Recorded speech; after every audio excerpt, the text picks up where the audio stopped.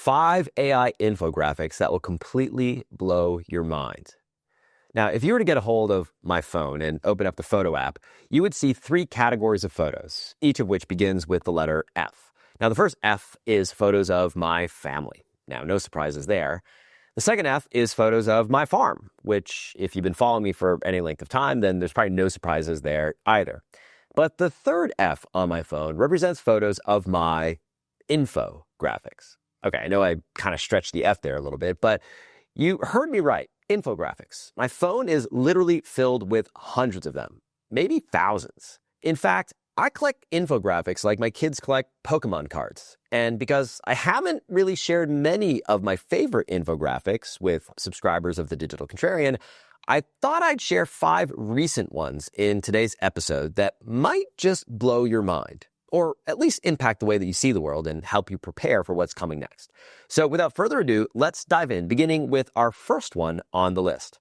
Number 1, data centers will soon consume more power than every country except China, the United States, and India. Data centers already use more electricity than the entire country of France. Think about that for a minute. And by 2030, electricity demand for data centers is expected to triple, driven largely by electricity demand to power AI. Power generation is a constraint to AI adoption that, in my humble opinion, not enough people are talking about right now. Now, we touched on this fact in last week's issue number 62, Is the AI Bubble Bursting?, which is worth reading if you missed it last week. We'll be sure to include a link along with this episode.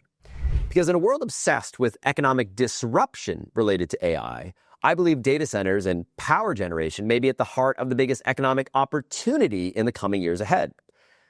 But speaking of economic disruption, that brings us to infographic number 2. Here is the first hard evidence that AI is in fact killing jobs for young people. Now, on the one hand, we have reports like the Wall Street Journal article from this week citing how some AI native grads are already making over $1 million per year. But on the other hand, we have data from this groundbreaking Stanford University study, i.e. where the infographic comes from, providing some of the first hard evidence that AI is killing employment for many young professionals. Now, if you haven't had a chance to read the study, fields vulnerable to AI automation versus augmentation have experienced the biggest disruptions, with employment dropping by roughly 20% from recent highs in fields like software engineering and customer support. The study also suggests that while AI may not yet match entry-level worker output, business executives believe it should. So they've reduced their hiring and anticipation. For young professionals, the distinction between AI's theoretical and actual capabilities becomes meaningless when nobody is hiring. Now, as a dad, the question I'm asking myself is, well, how do we best prepare our kids? But as an entrepreneur, the question I'm asking myself is, how do we best prepare ourselves? And if you're asking yourself similar questions, the next infographic may give us a clue, which brings us to number 3. Here are the 10 core skills to master in 2030. According to the World Economic Forum Future of Jobs Report 2025, there are a handful of core skills that we should focus on mastering to best prepare us for the next half decade. Core skills are skills that are core now and which are expected to increase in importance between now and 2030.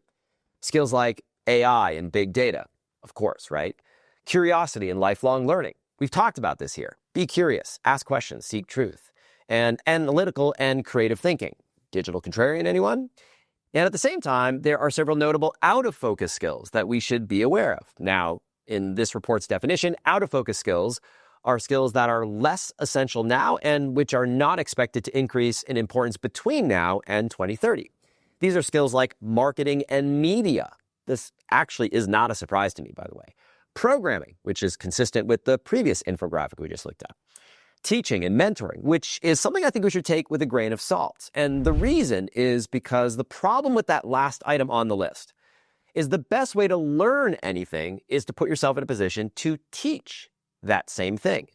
In other words, getting deeply involved in the material. But if teaching and mentoring are skills that are so-called out of focus in the coming years, how do we reconcile this and the existential risk it creates with the next infographic on the list? Because this brings us to number 4. This is your brain and this is your brain on ChatGPT.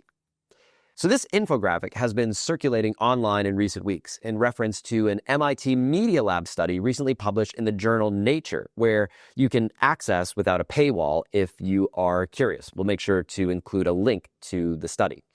Now, note, this actual image that you see here is not in the study itself. It is actually just a meme.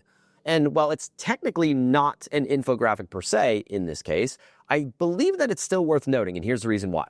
The very real 206-page MIT Media Lab study explores the question, what happens to your brain after 4 months of writing with ChatGPT versus writing without using AI?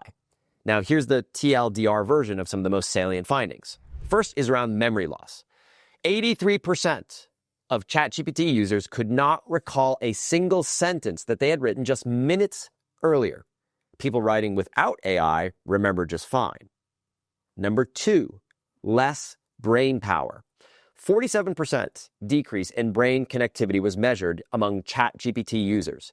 This continued, get this, even after people stopped using AI.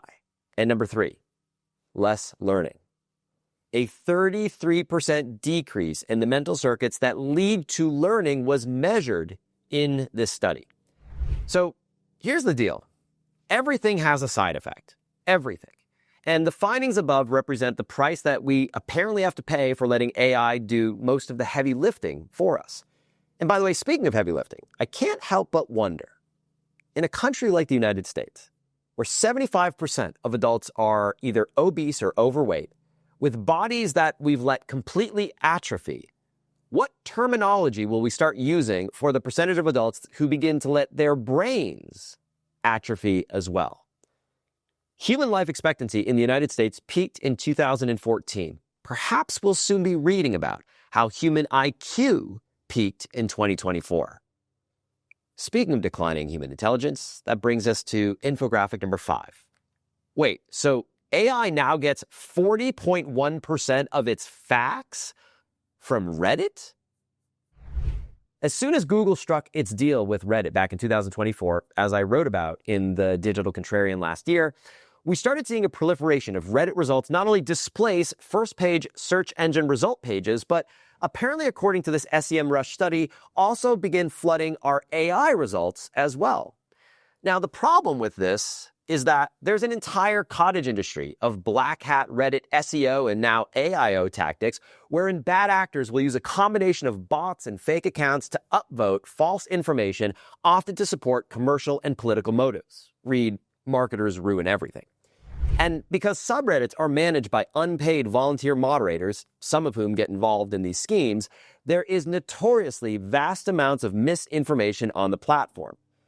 So if AI is getting 40% of its facts from Reddit, and if a significant percentage of facts on Reddit is essentially propaganda, maybe we should be wondering how much of the information being fed back to us by ChatGPT and other large language models is even real. Okay, I could go on and on with another dozen more of these, but I need to wrap today's episode here because I need to turn my attention toward prepping for our very first Return to Real Mastermind event that we're hosting right here on our farm this coming week. But in the meantime, I'm curious, which of these infographics stands out most to you? Feel free to scroll back, copy and paste your favorite infographic, and share it on LinkedIn, Facebook, Instagram, YouTube, wherever you spend the most time online. In fact, when you do so, be sure to tag me in your post. I love being part of the conversation, and I always, always, always appreciate the shout out. Okay, I'll leave you with that for now. Have a great rest of your weekend. Remember to hug the ones that you love. And until next week, I wish you all my best. Take care, and we'll talk soon.